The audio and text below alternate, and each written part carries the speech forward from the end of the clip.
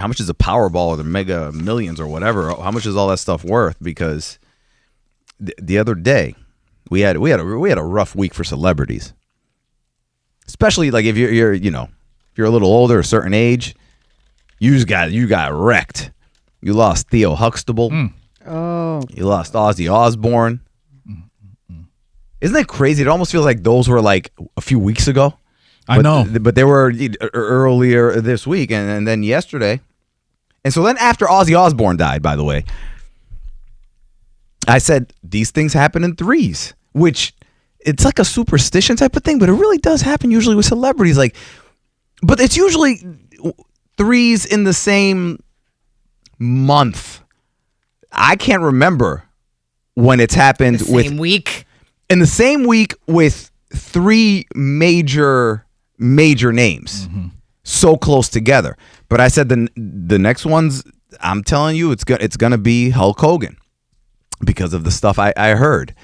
Just like Ozzy Osbourne, and they were like, "Yo, Hogan's in terrible shape right now." And sure enough, the day after I predicted that thing, the freaking people don't believe it. By the way, like we've been getting a ton of messages because you said it, and people thought, for whatever reason, it was after the fact. I don't know how. If they listened to the conversation, they would know. I predicted he died after he died. Yeah, it was weird. They were like, "Wait, he said that before?" I'm like, "Yeah." But usually, if we do like death pools or like death predictions, it's like for the year. Like, oh, this year I think so and so is going to die. Yeah. It's never happened where you've said it and it was the very next day. Yeah. I nailed it. I nailed that prediction, and it sucks. I hate that I nailed that prediction, man. That was a tough one. That dude was the character Hulk Hogan was a legend. He was a legend because I grew up loving I still love superheroes and all that crap. That dude was a walking, talking superhero. The man wore yellow and red tights when he walked outside. With a bald head. Yeah, with a bald ass head. Imagine, picture he's not Hulk Hogan. You see a 6'7", 300-pound, blonde, bleach blonde man with a bald spot walking around in red and yellow tights. Yeah. You're gonna stare at him no matter what. Yeah. No matter what. Yeah. And this guy just happened to be. He picked wrestling, and they made him a legit superhero. You're like, oh my god, superheroes do exist. Something happened to me yesterday for the first time that I'm going to tell you how I feel, but can y'all please bear with me? And if I start to ramble on, just say, Leroy, you're rambling. It's probably not going to make a lot of sense. So like you were saying, when we were kids, Hulk Hogan was everything. He was everything. Again, we were kids, very impressionable, naive or whatever. And yesterday when he passed away, if you had told me 10, 15 years ago, what's your reaction going to be when Hulk Hogan goes and passes? I would have been like, I need to take a day off of work. I'd have been devastated, all that.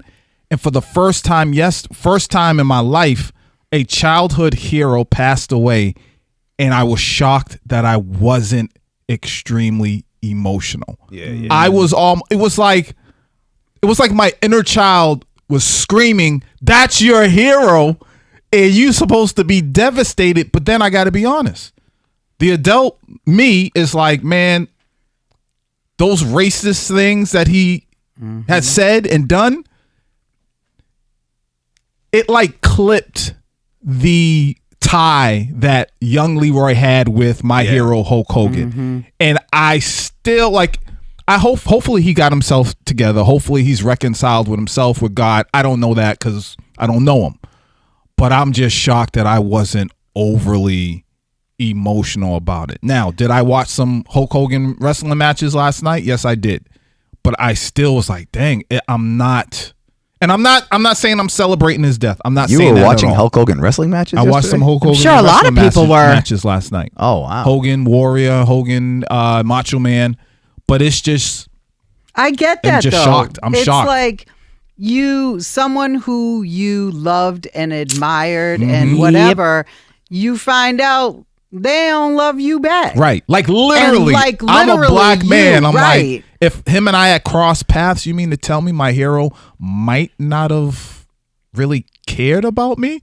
Or had thought something, had these preconceived notions about you. And he was everything. Yeah. If you only know him for like the past 10, 15 years, you're like, that dude just sucks. It's his first half was great. But no, stop. You have to stop for a second. We don't know. Just because we didn't know those things about him doesn't mean that he wasn't like that. No, I'm not saying that. I'm saying that all you've heard from the past 10, 15 years has been that he's like a scumbag. It hasn't been anything positive. And that's because I blame the reality show, man. If he just kept himself as Hulk freaking Hogan, the character, then all that other stuff. But once we started getting to know Terry Bollea, you're like, damn you. And Leroy, you're not alone, because I saw there were quite a few people on my Facebook feed yesterday that were feeling very conflicted about it, because they were saying the same exact things. This guy was a childhood icon, grew up like idolizing this man who turned out to be, as an adult, or at least as we found out as an adult, just a nasty human being. Yeah. I can't stress it enough. That inner child is really... It's like I'm having a conversation with myself. One side, the inner child is like, no, man, that's your guy. The other, it's like trying to quiet the inner child and be like, man, we didn't know any better. Or we just didn't know. And you were very impressionable. You was very naive, but we got to consider what we found out the last few years of his life, and it hurts. It sucks. Separate. Enjoy Superman, the hero, and then be like, but Clark Kent is a bitch. We have this conversation a lot when it comes to people that we idolize and put on pedestals and find out that they're awful. Like that with everybody. Yeah, it happens all the time. When Bill Cosby dies, and people are going to be like, he was a great, but he sucks. True. That's I'm like, no. And some people can separate and some people can't. Cliff Huxtable was great. Bill Cosby sucked. It's like that with... If you like anybody in sports, if you're like, oh, I'm only gonna like them because they were a perfect human being, then guess what? You aren't gonna like anybody. And again, with all that being said, I'm not celebrating his death, and I still was like, man, I'm praying for his family and his friends. It's just I'm conflicted, and I really can't even give you a clear answer of how to resolve this feeling. And T, one of our listeners, just sent something in that, it means a lot. He says, don't meet your heroes. Ignorance is bliss. A lot of times they let you down. Yeah, well, I mean, when you put them on such a high pedestal, that's the problem right there. Yeah, you know what I'm saying? I mean, when Kobe died, everybody was like, oh my God, Kobe, whatever. Kobe did some dirt back in his day too. You know what I'm saying? It's like, it all depends on at what point do you separate, or can you separate? Do you? And you know what? That's like such an individual thing. Right. I'm not going to tell someone else, oh, you should mourn him. He was great. But don't tell me, hey, he was a scumbag. Don't mourn him. Feel how you feel. I'll feel how I feel. Then the other thing, though, is that a lot of times when someone dies, people kind of turn them into like this saint, even if they were a bad person. It's like all of a sudden because they died, they were a great person. No, they weren't. No, they were not. And I there's something about death that I think people just kind of want to forget about the bad things about people. And it's like, that's who you were. That's who you were. So maybe we should try living life like we would want people to remember us by. You know what I mean? Which doesn't mean you have to be a perfect person. Right. But it's like, let's at least try to be decent human beings. Yes. Don't admit that you're a little racist as you're having sex with your friend's wife on camera. That's crazy.